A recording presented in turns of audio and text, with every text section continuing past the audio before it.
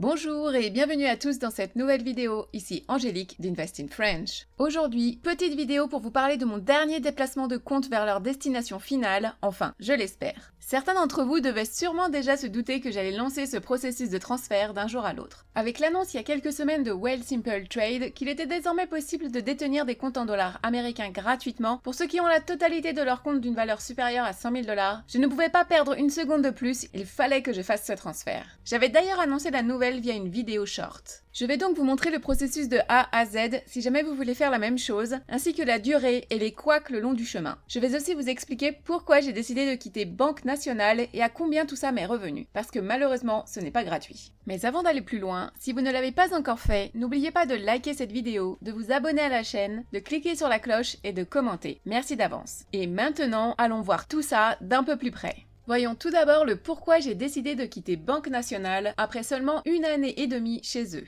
Le point le plus évident de ce changement de broker, ce sont les frais. Pas les frais de commission car Banque Nationale offre les achats et ventes d'actions sans frais, mais ce sont les frais de transfert d'argent entre comptes canadiens et américains. En novembre 2021, quand j'ai bougé mes comptes de chez Kestrad à chez Banque Nationale, la méthode Norbert Gambit était sans frais, ce qui était totalement génial. Si vous ne savez pas à quoi sert cette technique, je vous mets le lien de la vidéo que j'ai faite et qui explique le tout en haut à droite de votre écran. Mais depuis mars 2022, cette méthode est payante et mon but principal était de me séparer de tous mes titres canadiens de mon REER et de tout transférer en dollars américains. Le problème c'est qu'avec leurs frais, je n'ai pas pu le faire car ce n'était en rien avantageux et je déteste perdre de l'argent pour rien. Donc j'ai attendu tranquillement et récolté les dividendes de mes titres canadiens tout en ratant sûrement de belles opportunités d'achat de titres américains et d'évolution de mon portefeuille américain. Mais bon, c'est la vie. La deuxième raison, c'est l'absence de relevé mensuel quand il n'y a aucune transaction de fait durant le mois. La réception de dividendes n'étant pas une transaction. C'est une petite raison, mais ça foire mes données dans mes tableurs, alors ça sera une raison suffisante. La troisième raison, c'est que petit à petit, ils changent discretos leur tarification. Par exemple, quand je me suis inscrite, pour éviter les frais annuels de 100 $, il fallait faire un minimum de 5 transactions à l'année pour en être exempt. Désormais, il faut avoir 20 000 $ d'investissement total si on ne veut pas se voir facturer ces frais d'administration annuels, ce qui est un montant énorme pour les investisseurs débutants.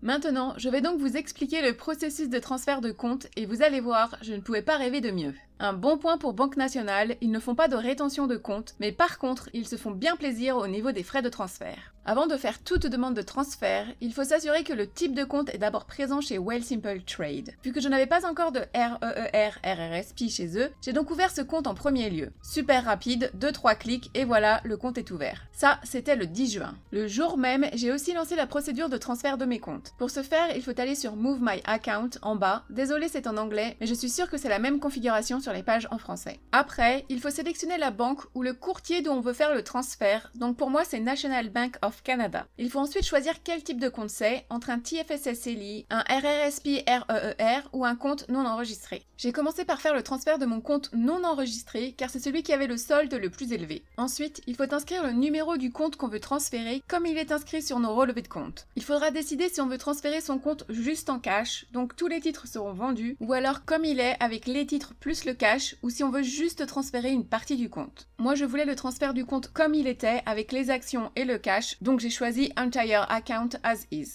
Après, faut inscrire la valeur approximative du compte. J'ai mis le montant actuel de quand j'ai fait la demande de transfert, mais 1 minute après ce montant était faux, donc pas de panique si vous donnez les chiffres d'il y a 3 jours. Ils veulent juste une donnée approximative pour voir s'ils ont bien plus ou moins la totalité du compte quand ils font la demande de transfert et quand ils reçoivent les comptes. Ensuite, il faut fournir un PDF ou un imprimé écran de la composition de son compte. Il n'y a rien d'obligatoire, mais pour mettre toutes les chances de réussite de mon côté, j'ai fait un imprimé écran rapide de la composition et du montant de chaque titre pour qu'ils aient tout en main et que ça se fasse le plus rapidement possible. Une fois fait, la récap de tout ce qu'on vient de leur donner comme info s'affiche, dernière vérification, puis une petite signature à faire à la souris. J'ai un peu galéré au début, mais la deuxième fois ça a été plus rapide. On clique sur Save Signature, puis Confirm and Submit Transfer, et voilà, maintenant il n'y a plus qu'à attendre que les employés de Wealthsimple Trade et de Banque Nationale fassent leur travail. Wealthsimple donne une fourchette approximative de temps entre 1 à 3 semaines. J'ai ensuite refait le même processus pour mon RRSP. Au niveau de la valeur du compte, j'avais additionné le total du compte en dollars canadiens et celui en dollars américains en pensant que les deux seraient transférés en même temps, mais c'était sans compter le gros manque à gagner pour Banque Nationale, donc malheureusement, seul mon compte en dollars canadiens a été transféré la première fois. Mon compte non enregistré et mon RRSP canadien sont donc arrivés en entier chez Wealthsimple Trade le 19 juin, soit 9 jours après la demande de transfert, sachant que le jour de ma demande était un samedi, donc si on compte que les jours ouvrés, ça fait 6 jours. J'étais vraiment très impressionnée. Cependant, comme je l'ai dit précédemment, j'ai dû refaire une demande de transfert pour mon RRSP américain, demande faite le 20 juin et compte arrivé chez Wealthsimple Trade le 26 juin. 6 jours encore, c'est vraiment cool.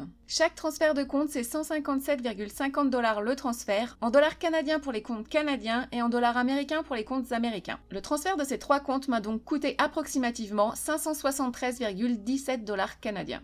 Voyons maintenant le remboursement de ces frais de transfert. Bah oui, vous ne croyez tout de même pas que j'allais claquer tout ce fric sans essayer d'en récupérer une partie au passage. Ça serait vraiment mal me connaître. Il faut savoir qu'avant de lancer le transfert, j'avais contacté le service client de Wealthsimple pour voir ce qu'ils pouvaient m'offrir, vu que sur les 3 comptes que je voulais transférer, seulement 2 entraient dans leurs critères de qualification pour le remboursement de ces frais, c'est-à-dire avoir un montant supérieur à 5 000 $.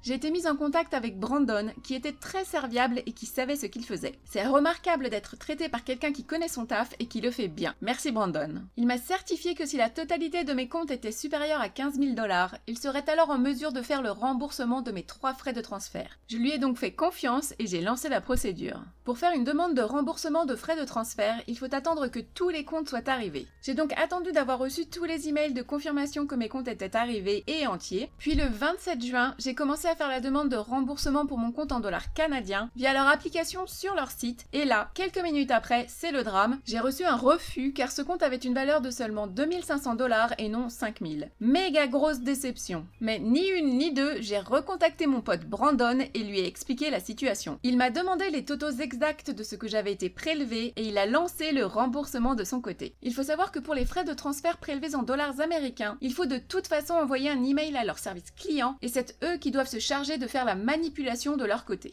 Et dès le lendemain, soit le 28 juin, j'avais cet argent sur mes comptes. Une perle ce Brandon. Merci monsieur pour votre réactivité et votre considération. Et voilà, c'est fini pour aujourd'hui. 1 an et demi que j'attendais d'avoir tous mes comptes au même endroit. Me voilà soulagée, tout est fait et sans trop de casse cette fois-ci. Donc si je récapitule, lancement du transfert le 10 juin 2023 et réception du remboursement des frais de transfert reçus le 28 juin. Donc cette opération aura pris seulement 18 jours. Je suis super méga impressionnée par Wealthsimple Trade. Et avec le déplacement d'une partie de mon fonds d'urgence sur mon nouveau compte cash chez eux, j'ai désormais sur la totalité de mes comptes un montant supérieur à 100 000 $. J'ai donc le statut avantage. Ça fait très étrange de voir ça. J'ai l'impression d'avoir passé un cap, même si ce n'est pas encore le total investi. Dans ma tête et dans mon petit cœur, ça fait tout bizarre. Le statut avantage, c'est tout d'abord les comptes en dollars américains sans frais. Je dois juste payer 1,5% de frais de change entre dollars canadiens et dollars américains. Mais c'est aussi 4% de taux d'intérêt pour l'argent stocké sur mon compte cash et tout plein d'autres trucs qui ne m'intéressent pas vraiment à l'heure actuelle. Si jamais vous voulez vous aussi rejoindre Wealthsimple Trade, n'hésitez pas à utiliser mon lien de parrainage qui se trouve dans la description en dessous. Jusqu'au 12 juillet, le cadeau bonus est boosté pour 3 de mes amis. Et si vous voulez découvrir ce courtier en profondeur, je vous mets le lien de ma vidéo de présentation en haut à droite de votre écran. Avant de vous lâcher, je vais rajouter que cette vidéo est faite à but éducatif et de divertissement uniquement. Je ne suis en aucun cas un conseiller financier ou un expert comptable. Faites vos propres recherches et ne suivez pas mes conseils aveuglément. Merci à tous pour votre fidélité. N'oubliez pas de liker la vidéo, de vous abonner à la chaîne et de commenter. Merci encore et à bientôt.